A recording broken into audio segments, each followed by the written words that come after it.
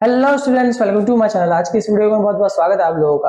आज की इस वीडियो के अंदर मैं आपके सामने बात करने वाला हूं जेईई मेंस और नीट के हमारे नए टॉपिक, जिसके अंदर हम डिस्कशन करेंगे ग्रेविटेशनल एक्सेलरेशन के बारे में कि वो होता क्या है और उससे रिलेटेड कुछ क्वेश्चंस हम यहाँ पर करेंगे। चलिए शुरू करते हैं हमारा ग्रेविटेशनल एक्सेलरेशन। तो जैसा कि आप लोग जानते हैं, पिछली वीडियो के अंदर मैंने बताया था कि ग्रेविटेशनल एक्सेलरेशन एक्चुअल में होता क्या है।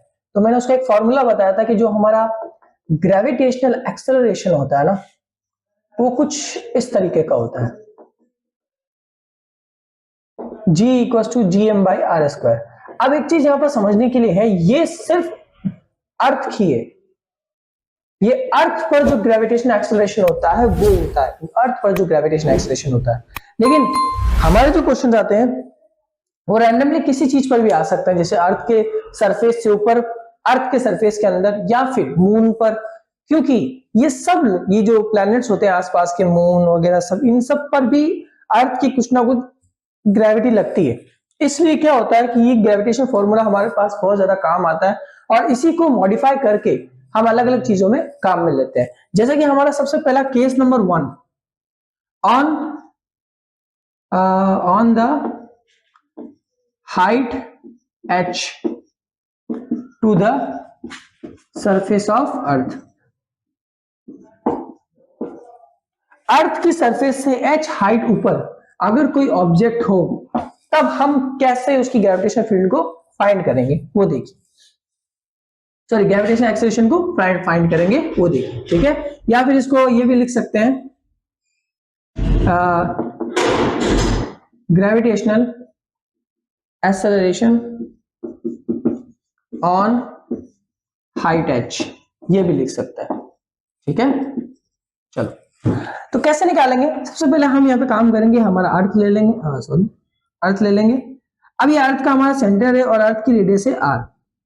अर्थ का हमने मास लिया है कैपिटल M। यहां पर एक छोटा कोई और ऑब्जेक्ट है, उसका मान ले लेते हैं स्मॉल m, ठीक है।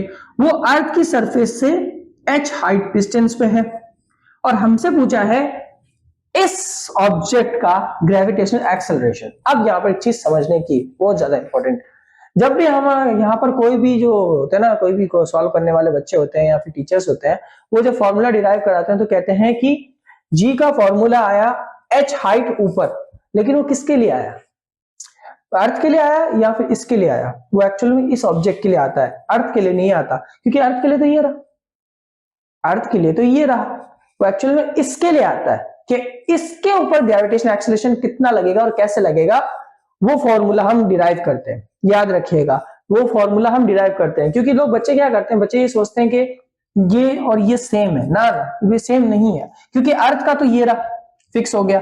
अब हम निकाल क्या रहे हैं? हम निकाल ये रहे हैं कि भाई h हाइट ऊपर पर कोई ऑब्जेक्ट था, वो उस ऑब्जेक्ट पर ग्रेविटेशन एक्सेलरेशन कितना काम कर रहा है। इसका मतलब वो जो ग्रेविटेशन एक्सेलरेशन होगा वो इसका होगा, इसका नहीं होगा। ये चीज आपको याद रखनी है, ठीक है। चलो, तो अब मैं इसका निकालता हूं। सबसे पहले मैं इन दोनों के बीच की फोर्स निकालता हूं। तो फोर्स का तो वही फॉर्मूला रहेगा, जी एम एम अपॉन, लेकिन इस बार डिस्टेंस आएगी r प्लस एच का स्क्वायर, क्योंकि इन दोनों के बीच की डिस्टेंस है, ये r है और ये h है। समझ आया? ओके, ठीक है सर। तो ग्रेविटेशन एक्सेलरेशन का फॉर्मूला लगेगा g डैश, क्योंकि हम किसके लिए निकाल रहे हैं? इसके लिए, तो इसमें हमने g डैश लिखा, क्योंकि इसको तो हम g लिख चुके हैं, अर्थ वाले को हम इसके लिए निकाल रहे हैं, तो इसके लिए हमने g डैश लिया। g डैश हो जाएगा हमारा f अपॉन स्मॉल है। तो f की वैल्यू रखेंगे तो G M M upon r plus h का होल स्क्वायर, स्मॉल m से स्मॉल m कैंसल। अच्छा, अगर मैं इस r स्क्वायर को इधर भेज दूं तो ये gm की वैल्यू बन गई, तो मैं इसको यहां पर लिख सकता हूं जी आर स्क्वायर, और इसमें से r स्क्वायर को कॉमन ले लूं, r को कॉमन ले लूं तो बनेगा 1 प्लस h बाई आर का होल स्क्वायर। ये r स्क्वायर से r स्क्वायर कैंसल। और अब अगर मैं इसको लिखूं तो ये बनेगा g, इसको मैं ऊपर लेके गया तो 1 प्लस h बाई आर का होल स्क्वायर माइनस 2। अब अगर यहां पर मैं बायनोमियल एक्सपेंशन लगू तो बनेगा 1 माइनस 2h बाई आर। हमने हायर ऑर्डर टर्म्स को हम क्या कर रहे हैं? नेग्लेक्ट कर रहे हैं। तो हमारे पास एक फाइनल फॉर्मूला मिला जो कि है g dash equal to g 1 minus 2h by R. ये हमारा फॉर्मूला है किसका? ग्रेविटेशन एक्सेलरेशन का ऑन हाइट h। किसके लिए? इस मास के लिए, यानी कि इसके लिए, इस बॉडी के लिए। ठीक है। कुछ कुछ लोग इसको इफेक्टिव मास भी बोलते हैं, याद रखिएगा, सॉरी इफेक्टिव ग्रेविटी या ग्रेविटेशनल एक्सेलरेशन भी बोलते हैं, याद रखिएगा। तो इस चीज को आपको याद रखना है कि हम हमेशा जब भी ग्रेविटेशनल एक्सेलरेशन निकालते हैं तो हम उस ऑब्जेक्ट का निकालते हैं जो किसी हाइट पर होता है, ना कि अर्थ का। क्योंकि देखो अर्थ यहाँ पे रिलेट कर रही है, ये अर्थ का आ गया, यहाँ पे अर्थ का जी आ गया, ये यहाँ पर दोनों आपस में रिलेट कर रहे हैं, ठीक है। क्योंकि जैसा कि मैंने अभी आपको शुरू में बताया था कि जो भी ऑब्जेक्ट्स होते हैं हमारे पास में वो एक दूसरे पर ग्रेविटी लगाते हैं। जैसे हमारा पृथ्वी पर मून भी अपनी ग्रेविटी लगाते हैं, जिससे ओशन टाइड्स बनती है, सॉरी ओशन करंट्स बनते हैं। आप जानते होंगे इसके बारे में, हिंदी में उसको ज्वार भाटा बोलते हैं, ठीक है। तो अर्थ भी ग्रेविटी लगाता है और मून भी ग्रेविटी लगाता है, तो उन पर अलग अलग एक्सेलरेशन होगा, तो अलग अलग एक्सेलरेशन होगा तो उसके फॉर्मूला भी अलग अलग होंगे। अर्थ के लिए ये निकाला, और ये किसी ऑब्जेक्ट के लिए जो एच हाइट ऊपर होगा, वो एच हाइट कितनी भी हो सकती है वो मुझे नहीं पता, वो कुछ कितनी भी हो सकती है, उसके लिए ये फॉर्मूला काम करेगा, ठीक है। चलो अब हमारा सेकंड फॉर्मूला डिराइव करते हैं हम।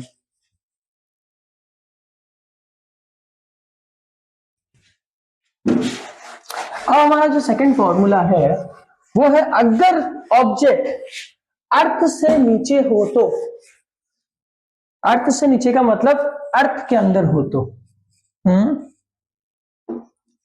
ग्रेविटेशनल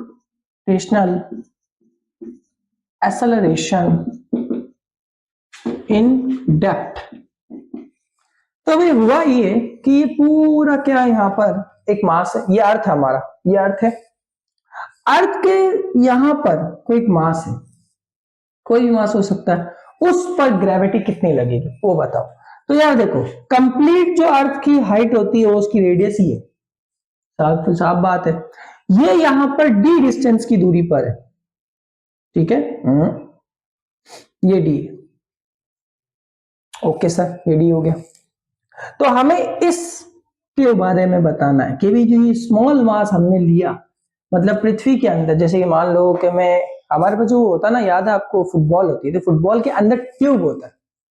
तो ये मान लो जैसे अर्थ फुटबॉल है और उसके अंदर हम उस ट्यूब का मास निकाल रहे हैं, सॉरी ट्यूब पे ग्रेविटेशनल एक्सेलरेशन निकाल रहे हैं, ये कुछ इस तरीके से, ठीक है। तो अब इसको हम निकालते हैं।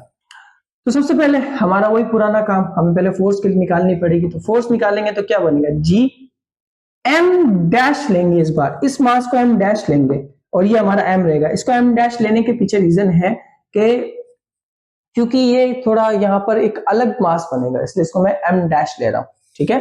एम डैश, और बाहर वाले को ले लेते हैं स्मॉल एम, आसान रहेगा, कटने में समझ आएगा, ठीक है। इसको मैं एम डैश ले रहा हूं, एम नहीं ले रहा हूं, इसको मैं क्या ले रहा हूं, M dash, okay. G M M dash M, और हमारा होगा आर माइनस डी का होल स्क्वायर, तो डिस्टेंस आर माइनस डी होगी, ठीक है। चलो अब एम डैश फाइंड आउट कर दे। तो एम डैश मेरा होगा रो इंटू वॉल्यूम। तो वॉल्यूम तो अगर मैं ढंग से देखूं तो मेरा वॉल्यूम यहां पर मैं यहां लिख रहा हूं 4/3 पाई आर माइनस डी का होल क्यूब भी बनेगा। इस मास का वॉल्यूम तो इतना ही होगा, जाहिर सी बात है। चलो, और रो अगर मैं निकालूंगा तो रो होगा मास अपॉन वॉल्यूम। ये मास अर्थ का है तो वो एम ही रहेगा, और ये वॉल्यूम हमारा पूरे अर्थ का है तो ये रहेगा 4/3 पाई आर क्यूब। अब सर यहाँ पर कंफ्यूजन जो बच्चों को क्रिएट होती है वो क्या क्रिएट होती है, वो बच्चों को ये क्रिएट होती है कि सर हम यहाँ पर फाइंड आउट क्या कर रहे हैं। एक्चुअली में अगर आप ढंग से देखो तो ये यूनिट डेंसिटी का फॉर्मूला होता है। मतलब यूनिट डेंसिटी अगर हमने निकाली है, यूनिट लेंथ, यूनिट वॉल्यूम, ये सब हमने निकाला है, तो यूनिट डेंसिटी का मतलब पूरी बॉडी में से किसी छोटे मास की हम डेंसिटी निकाल रहे हैं। तो उसके लिए हमेशा ओरिजिनल मास के ही, मास का ही जो होता है ना, ओरिजिनल बॉडी होती है ना, उसी का ही मास और वॉल्यूम लिया जाता है।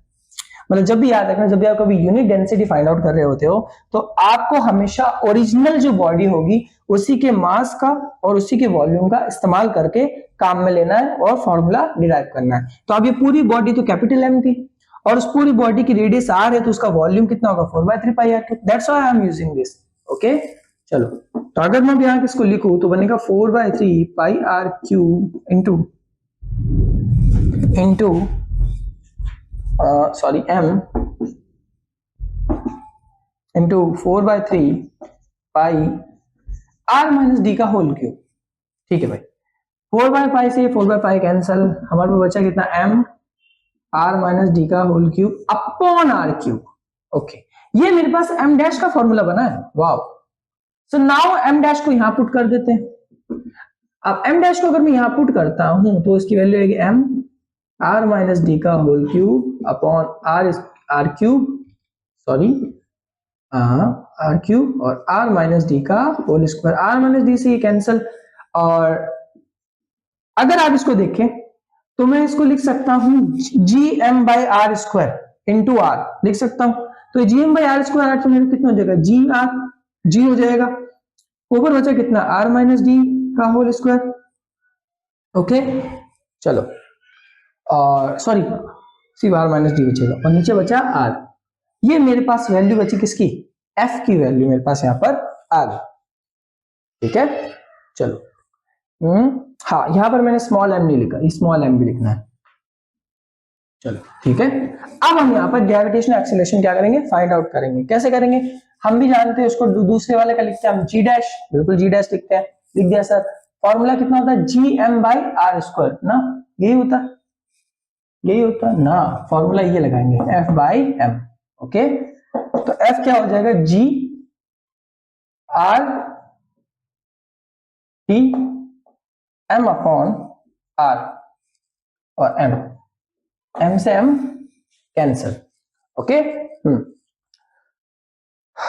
सो यहां पर ये भी कट गया, ये भी कैंसल हो गया, तो बचा कितना जी आर। ओके अभी हमारे पास ये बचा है, तो हमारे पास ये आया जी डैश। अगर मैं आर को कॉमन लूं तो बनेगा 1 बाय डी आया, और नीचे आर से आर कैंसल, तो मेरे पास फॉर्मूला है G equals to 1 minus D by are.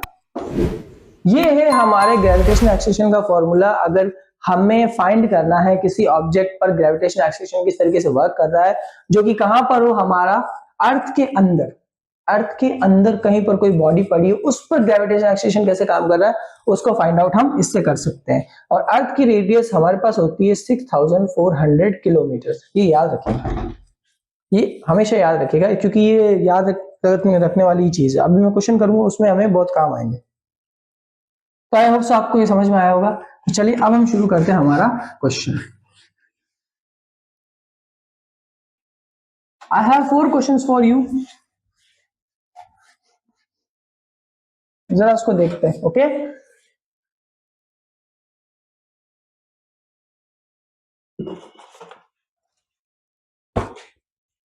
सो देखिए जरा कैसे होता है क्वेश्चंस। पहला हमारा क्वेश्चन है, क्वेश्चन नंबर 1। क्वेश्चन आपको नीचे यहाँ पे डिस्प्ले में दिख जाएगा।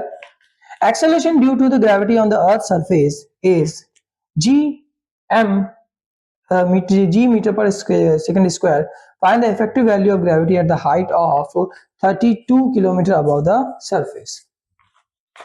कि अर्थ के सरफेस पर जो ग्रेविटी एक्सेलरेशन हो रहा है वो क्या है, g ही है।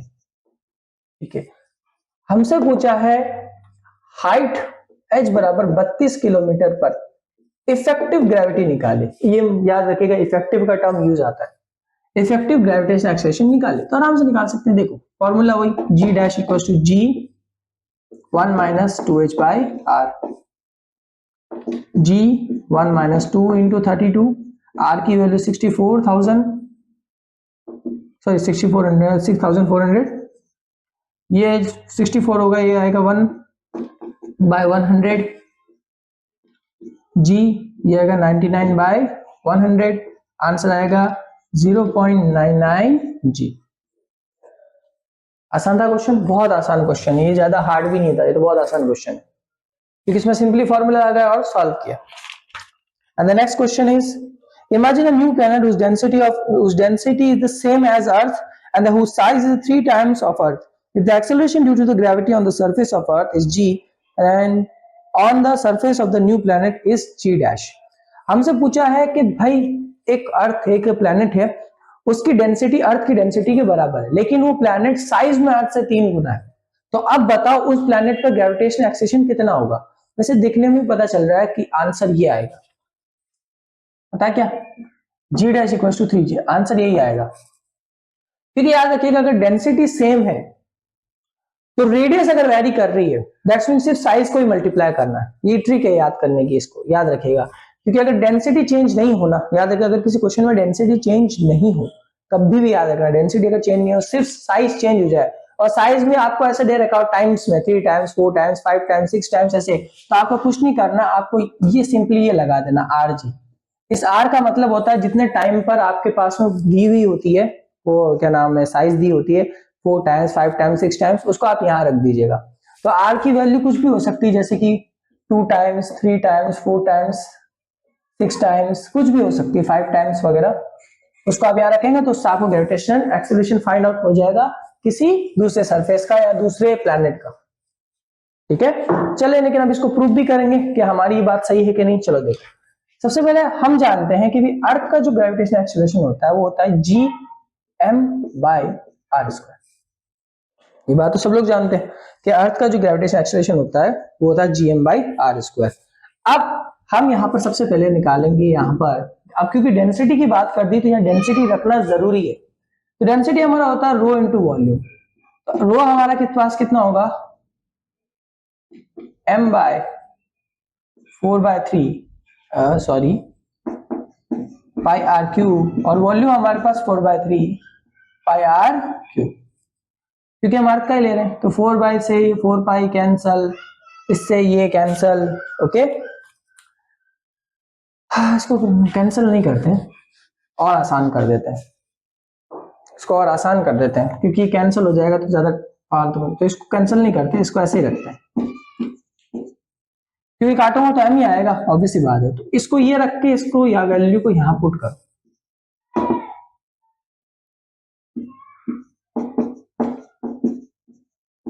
आर स्क्वायर, इससे ये कैंसिल, तो देखो कितना बना, क्योंकि हमें ग्रेविटेशनल एक्सेलरेशन बनाना ना, इसलिए इसको हम यहाँ पे सॉल्व नहीं कर सकते, नहीं तो कटेगा तो फिर एम का एम आ जाएगा।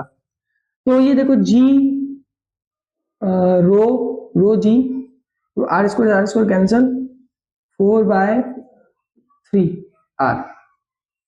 अब यहाँ पर एक चीज ज्यादा समझने की है, उसने क्वेश्चन में बोला है कि भाई जो डेंसिटी है ना वो चेंज नहीं हुई, डेंसिटी चेंज नहीं हुई, इसका मतलब ये रो की वैल्यू तो फिक्स है, आर चेंज हुआ है किसके लिए, इफेक्टिव के लिए। इसलिए जो आर पर मतलब प्लेनेट का जो प्लेनेट की साइज है वो 3 टाइम्स है अर्थ से, मतलब अर्थ की अगर अर्थ से 3 टाइम्स है, मतलब जो हमारे अगले प्लेनेट का जो ग्रेविटेशनल एक्सेलरेशन फाइंड आउट करेंगे उन दोनों की डेंसिटी तो सेम है, लेकिन प्लेनेट की रेडियस क्या है, अलग अलग है। तो जी डैश हमारे पास हो जाएगा रो जी 4π3r हो जाएगा, और नीचे 3 आया। अब अगर मैं इसको थोड़ा ढंग से अरेंजमेंट से लिखूं तो मैं इसका ऐसा लिख सकता हूं जी डैश 3 रो जी 4πr अपॉन 3, ये पूरी टर्म एक्चुअली मेरी है तो जी ही, तो इसको मैं लिख सकता हूं 3g। ठीक है, ये देखो ये मैंने ऐसे प्रूफ किया। ये क्वेश्चन बहुत आसान है, ध्यान रखिएगा 3 से 3 काट मत दीजिएगा, अगर 3 से 3 आपने काटा तो इससे आप ही का नुकसान है, क्योंकि फिर आप कंफ्यूज हो जाओगे कि बन कैसे रहा है। तो हमेशा एक चीज याद रखिएगा, जब भी ऐसे क्वेश्चन आपके सामने आए तो सबसे पहले अगर डेंसिटी सेम दे रखी हो तो सीधा यही लगा देना, इतना सॉल्व करने की जरूरत नहीं है, सीधा ये लगा देना। ये कोई फॉर्मूला या ट्रिक नहीं है, जनरल टर्म्स है जिनसे मिलकर ये बना है, तो आराम से आपको मजा आएगा और आप पता भी कर सकते हो कि इसको कैसे सॉल्व करते हैं। ठीक है, 2 क्वेश्चन हमारे पास यहाँ पर हो गए। Now the next question is, and the last one, the acceleration due to gravity at a height h above the surface of the earth, radius r, will be half of the surface of the earth. चलो, ये कह रहा है कि भाई height बतानी है हमको, क्या बतानी है, हाइट। ये कह रहा है कि भाई ये अर्थ है और यहाँ पर कोई ऑब्जेक्ट है, उन दोनों के बीच में कोई हाइट है, उस हाइट की वैल्यू बतानी है। और ये कह रहा है कि अर्थ पर जो ग्रेविटेशन एक्सेलरेशन हो रहा है यहां पर उसका आधा हो रहा है, अर्थ पर जितना ग्रेविटेशन एक्सेलरेशन हो रहा है यहां पर उसका आधा हो रहा है। तो अगर यहां पर उसका आधा हो रहा है तो देखो निकालते हैं, तो ये बनेगा भाई G dash equals to G R R plus H का होल स्क्वायर। ये हमारा जो पहले वाला फॉर्मूला था याद है, वही लगाया हमने। कौन सा वाला, ये वाला। हमने इसको चेंज करके नहीं लगा रहे, हम डायरेक्ट यही लगा रहे हैं क्योंकि हमें हाइट निकालनी है, इससे जल्दी निकल जाएगा। ठीक है, हमारे पास ये है। अब यहां पर बात करते हैं, यहां पर ये जो जी डैश एक्चुअल में इस प्लैनेट का है, इस प्लैनेट का है, तो आप और मैं दोनों जानते हैं कि हमने ये बोला था, इस क्वेश्चन में भी दिया हुआ है कि जो जी डैश है वो g/2 है। g/2 मतलब क्योंकि अर्थ का आधा है, अर्थ की ग्रेविटेशन फील्ड से आधी ग्रेविटेशन फील्ड वहां पर लग रही है, यानी कि अर्थ पर जो ग्रेविटेशन एक्सेलरेशन हो रहा है उससे आधा वहां पे हो रहा है, तो उसकी वैल्यू को यहां रख देंगे।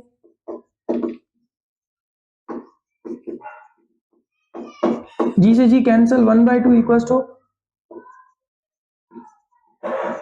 होल स्क्वायर, अंडर रूट करेंगे दोनों तरफ तो आएगा 1/√2, या r प्लस h, इसको उधर भेजा, इसको उधर भेजेंगे, तो नाउ द टर्म्स इज, इसको अगर सॉल्व करेंगे तो आंसर आएगा √2 - 1 r।